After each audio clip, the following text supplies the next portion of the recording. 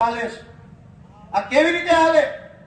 ગુંડાઓ, બુટલેગરો, માફિયાઓ, તોડબાજો, drugs વાળા, દારૂ વાળા, રેતી વાળા બેફામ ફરે અને નિર્દોષ માણસને પોલીસ સ્ટેશનમાં મારે છે. અમે રજૂઆત લઈને જઈએ તો અમારા ઉપર એફઆઈઆર. એટલે મેં નક્કી કર્યું છે કે ગુજરાતનો આત્મા જગાડવાનો છે દોસ્તો. અને મેં નક્કી કર્યું છે કે અમે ન્યાય નથી અપાવી શક્યા દીકરીને, અને એટલે દીકરીને જે પોલીસે પટ્ટા માર્યા છે એ પટ્ટા આજે હું ખાઈશ જાહેરમાં. અને મેં નક્કી કર્યું છે કે આ દીકરીના પટ્ટા માર્યા છે એ પટ્ટા મને મારવા જોઈએ અને ગુજરાતનો આત્મા જાગવો જોઈએ.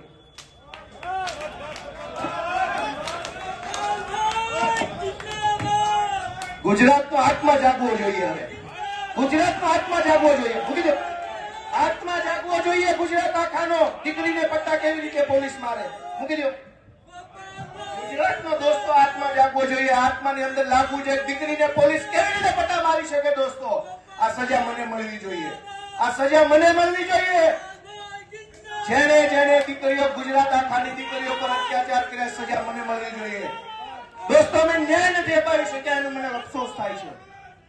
અમે ન્યાય નથી અપાવી શક્યા. દોસ્તો, હું ગુજરાતનો આત્મા જગાડવા માંગુ છું.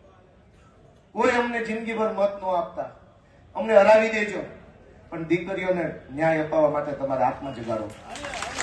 તમારા આત્મા જગાડો. અમને આખી જિંદગી મત ન દેતા, હરાવી દેજો. દીકરીને ન્યાય અપાવશો કે નહીં અપાવો?